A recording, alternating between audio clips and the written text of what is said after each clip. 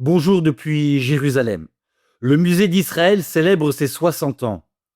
En décembre 2025, le musée d'Israël à Jérusalem célèbre le 60e anniversaire de son ouverture en présentant exceptionnellement le grand rouleau d'Isaïe dans son intégralité, le manuscrit le plus complet de la Bible parmi les manuscrits de la mer Morte.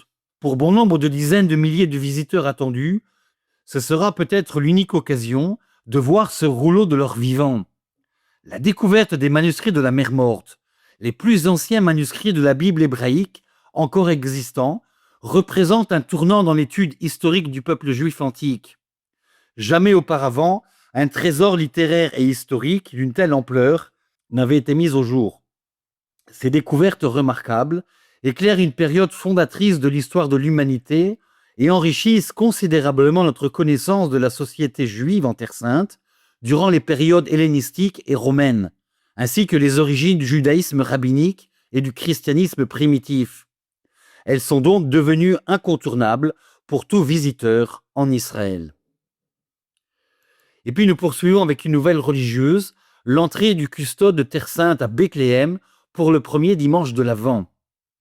Samedi dernier, selon la tradition, le custode de Terre Sainte a fait son entrée solennelle à Bethléem pour marquer le début de l'Avent.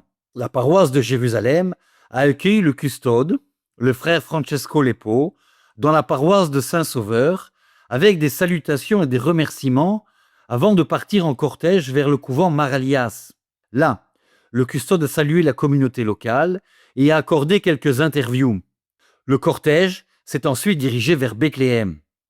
Arrivé au centre Action catholique à Bethléem, les autorités civiles et la communauté locale ont accueilli le custode et les frères de la custodie de Terre Sainte.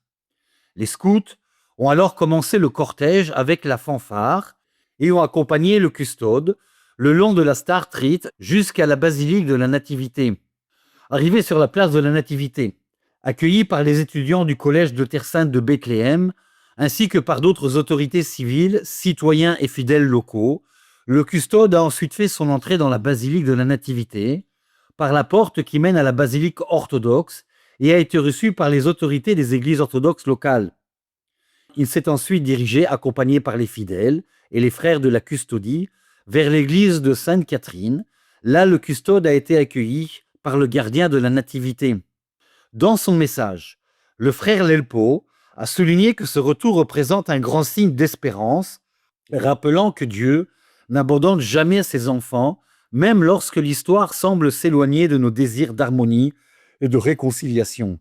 En début d'après-midi, les frères franciscains ont célébré les premières vêpres présidées par le custode.